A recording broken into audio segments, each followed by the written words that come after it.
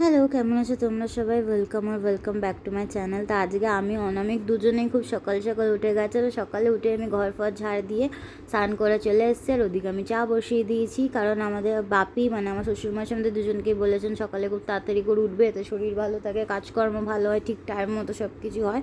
তাই আমরা দুজনেই ঠিক করেছিলাম কাল রাতে যে আজকে যেভাবেই হোক সকালে উঠে সমস্ত কিছু করবো। অনামিকও রেডি হচ্ছে, এক্ষুনি অফিসে বেরিয়ে যাবে। আর একটা ইন্টারেস্টিং জিনিস দেখো, হায়দ্রাবাদে দুটো ফ্ল্যাটের মধ্যে ডিস্টেন্স এতই কম যে চাইলে ওই জানলাটা আমরা হাত বাড়িয়ে খুলে দিতে পারি, মানে জাস্ট টাচ করা যায় অন্য বাড়ির দেওয়াল। আর এখানে দেখো আমার চা হয়ে গেছে। সকালবেলা 1 কাপ লিকার চা না খেলে আমার ঘুম কাটে না, আমার দিন শুরু হয় না, কেমন ঝিমঝিম পেতে থাকে।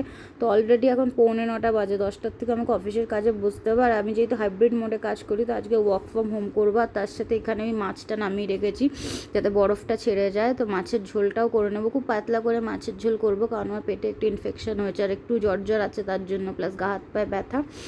তো যেরকম বলছিলাম, এখানে মাছের ঝোলটা আমার অলরেডি হয়ে গেছে। জাস্ট কালো জিরে, লঙ্কা আর একটু নুন হলুদ আর সামান্য জিরে দিয়ে করেছি।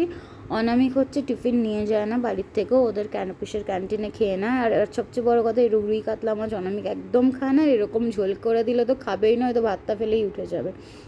তো এখন অলরেডি 9টা বাজে, আমি তাড়াতাড়ি করে করছি, কারণ 10টার থেকে আমাকে কাজে বসতেই হবে। তার আগে আমাকে ব্রেকফাস্ট করে নিতে হবে। ব্রেকফাস্ট ওই চিড়ে, দই, কলা এইসবই খাই, বা মুসলি বা ওটস এইসবই খাই। আর ছুটির দিন হলে হয়তো রুটি টুটি করি।